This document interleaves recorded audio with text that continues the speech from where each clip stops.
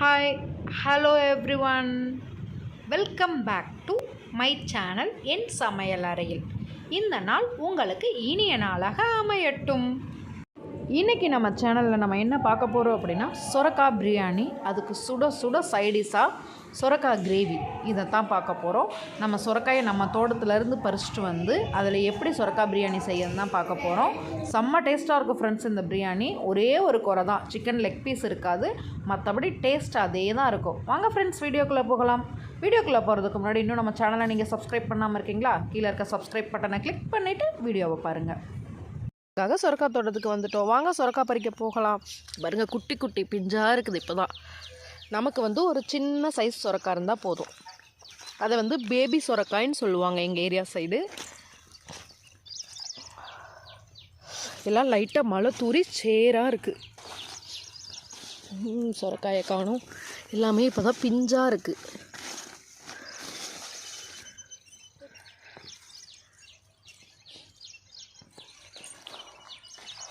சொரக்காய் உடம்புக்கு நல்லது. ப்ரெக்னெண்ட்டாக இருக்கவங்க சொரக்காய் சாப்பிடணுன்னு சொல்லுவாங்க. அந்த கை கால்லாம் வீங்காமல் இருக்கும். அப்புறம் நீர் சத்து இருக்கவங்களும் சொரக்காய் சேர்த்திக்கலாம். சொரக்காய் ரொம்ப நல்ல ஒரு காய்கறி. எனக்கு சொரக்காய் ரொம்ப பிடிக்கும். அம்மா செய்வாங்க, சொரக்காவும் தட்டைப்பயிறு வச்சு புளிக்குழம்பு செய்வாங்க. எனக்கு அது ரொம்ப பிடிக்கும். பாருங்கள், நமக்கு சொரக்காயே கிடைக்க மாட்டேங்குது. இப்போ தான் பிஞ்சு நிறைய இருக்குது.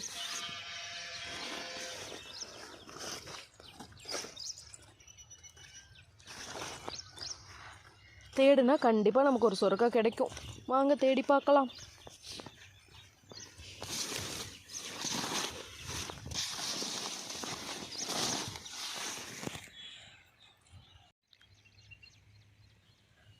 ஹே சூப்பர், நமக்குரிய சொரக்காய் பிஞ்சு கிடச்சிருச்சு. இந்த சைஸ் சொரக்காய் பிஞ்சு தான் நமக்கு வேணும். நல்லா அழகாக இருக்குது பாருங்கள் பார்க்குறதுக்கு. நம்ம தோட்டத்துலேருந்து பறிச்சிட்டு வந்த சொரக்காயை நான் ரெண்டு டைப்பாக அரிஞ்சு வச்சுருக்கேன். ஒன்று சொரக்காய் பிரியாணிக்கு, இன்னொன்று கிரேவிக்கு, சொரக்காய் கிரேவிக்கு. எப்போயுமே சொரக்காய் பிரியாணிக்கு காம்பினேஷன் சொரக்காய் கிரேவி தான். நல்லா கழுவிக்கிங்க, தண்ணி ஊற்றி நல்லா வாஷ் பண்ணிவிட்டு இப்போ பிரியாணி செய்யலாம்.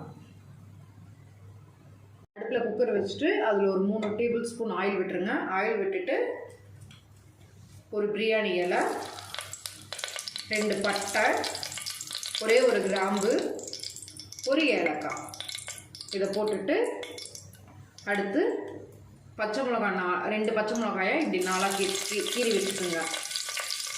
அடுத்து கருவேப்பிலை, சோம்பு 1 டேபிள் ஸ்பூன்.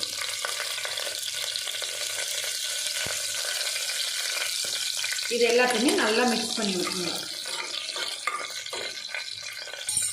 இது கூட நம்ம சிறுசாக நறுக்கி வச்ச வெங்காயம் நல்லா பொன்னிறமாக ஆகிற அளவுக்கு வணக்கி வச்சுக்கோங்க. இப்போ வெங்காயம் நல்லா வணக்கி வச்சு 1 கப் தக்காளி சேர்த்துங்க. ஒரு மீடியம் சைஸ் தக்காளி சேர்த்துட்டு இது நல்லா மிக்ஸ் பண்ணி வச்சுக்கோங்க. இஞ்சி பூண்டு பேஸ்ட்டு 1 ஸ்பூன் போட்டு நல்லா மிக்ஸ் பண்ணி வச்சுக்கோங்க.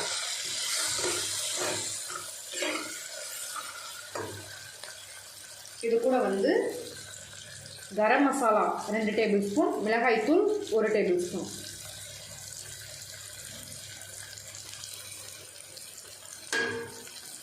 அடுத்து பிரியாணி பவுடர் ஒரு 3 டேபிள் ஸ்பூன்.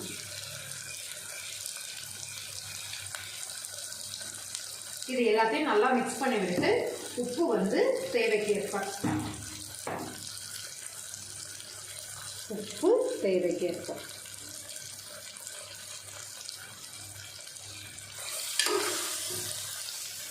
இப்போ தக்காளி வெங்காயம் நல்லா வெந்துருச்சு. இது கூட நம்ம கழுவி எடுத்து வச்சா சொரக்காய் இருக்கும்.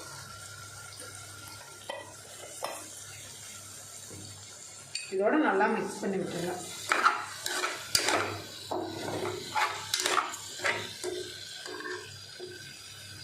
பிரியாணிக்கு நான் 1 கப் ரைஸ் எடுத்திருக்கேன். நம்ம நார்மல் சாப்பாட்டு ரைஸ் தான் எடுத்திருக்கேன். அதுக்கு 2 கப் தண்ணி எடுத்திருக்கேன். இப்போ சொரக்காய் நல்லா வெந்துருச்சு. நம்ம எடுத்து வச்சுருக்க தண்ணி இது கூட ஆட் பண்ணிக்கலாம். ஆட் பண்ணிவிட்டு தண்ணி கொதிச்சதுக்கப்புறம் அரிசியை போடுங்க. இப்போ நல்லா தண்ணி கொதிக்கட்டும். தண்ணி கொதிச்சதுக்கப்புறமா நம்ம அரிசியை போட்டுக்கலாம். இப்போயே உப்பு காரெல்லாம் பார்த்துருங்க. இப்போ நல்லா கொதிச்சிருச்சு தண்ணி, சுரக்காயும் வெந்திருக்கும் ஓரளவுக்கு. இது கூட நம்ம எடுத்து வச்சுருக்க ரைஸை போட்டுருவோம். இப்போ நல்லா எண்ணெய் பிரிஞ்சு வர ஆரம்பிச்சிருச்சு. அரிசியை போட்டதுக்கப்புறம் 1 ஸ்பூன் நெய் ஊற்றிக்குங்க. பிரியாணிக்கு நெய் தான் நல்லாயிருக்கும். நல்லா 1 ஸ்பூன் நெய் விட்டுக்குங்க. அடுத்து கொத்தமல்லி தழையை நறுக்கி தூவி விட்டுருங்க. இதை நல்லா குக்கர் மூடியை போட்டு மூடி வச்சுட்டு ஒரு 4 விசில் விடுங்க. 4 விசிலே போதும், சுரக்காய் குழஞ்சிரும். அதனால் ஒரு 4 விசில் விட்டுருங்க. 4 விசில் விட்டுட்டு ஆஃப் பண்ணிவிட்டு காமிக்கிறேன். சுரக்காய் பிரியாணி ரெடி ஆகட்டும். அதுக்குள்ளே நம்ம சுரக்காய் கிரேவி செஞ்சுக்கலாம். இப்போ சுரக்காய் கிரேவி செய்கிறதுக்கு அடுப்பில் ஒரு வடச்சட்டி வச்சுட்டு அதில் 2 டேபிள் ஸ்பூன் எண்ணெய் விட்டுட்டு 1/2 ஸ்பூன் கடுகு போட்டுக்குங்க. கடுகு நல்லா பொரிட்டும்.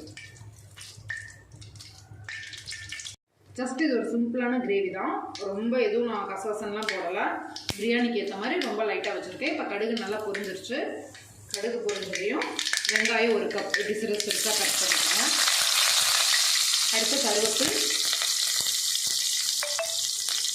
இஞ்சி பூண்டு பேஸ்ட்டு 1 ஸ்பூன். இதை நல்லா மிக்ஸ் பண்ணி வச்சுருங்க.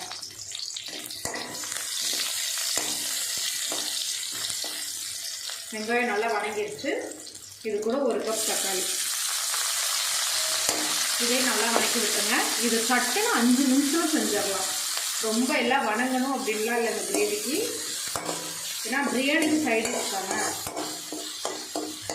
இப்போ தக்காளியும் நல்லா வணங்கிடுச்சு. இது கூட நம்ம கழுவி வச்சுருக்க சுரக்காய் 1 கப் ஆட் பண்ணிக்கணும்.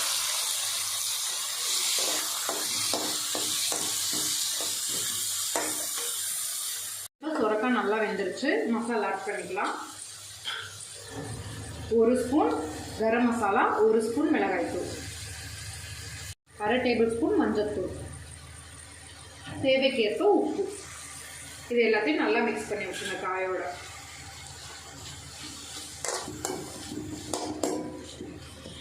இப்போ இது நல்லா காயோட மிக்ஸ் ஆயிடுச்சு. இந்த காய் வேகணும். காய் வேகிறதுக்கு 1 கப் தண்ணி ஆட் பண்ணிக்கோங்க. நல்லா சுரக்காய் கிரேவி மிக்ஸ் ஆயிடுச்சு. இதுதான் நீங்கள் பிரியாணிக்கு தயிர் வெங்காயம் என்ன தான் யூஸ் பண்ணாலும் சுரக்காய் பிரியாணிக்கு இந்த சுரக்காய் கிரேவி தான் செம்ம டேஸ்ட்டாக இருக்கும்.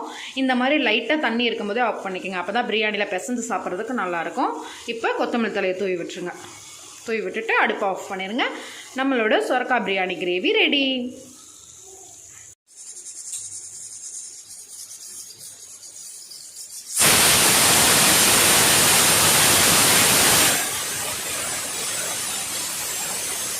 விட்டுட்டேன். இப்போ வெயிட்டும் போயிடுச்சு. குக்கர் ஓப்பன் பண்ணலாம்.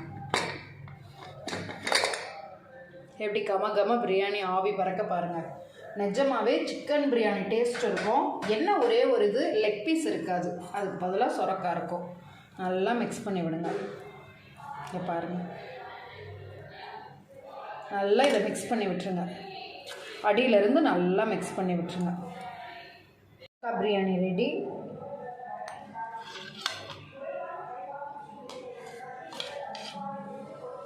நல்லா சூடாக இருக்குது ஆவி பறக்க. இது கூட நம்மளோட சுரக்காய் கிரேவியை மிக்ஸ் பண்ணி சாப்பிட்டா சூப்பராக இருக்கும். உங்களுக்கு தயிர் வெங்காயம் பிடிக்கும்னா தயிர் வெங்காயம் ஆட் பண்ணிக்கங்க. ஆனால் இதுக்கு சுரக்காய் பிரியாணி தான் டேஸ்ட்டாக இருக்கும். சுரக்காய் கிரேவி தான் டேஸ்ட்டாக இருக்கும்.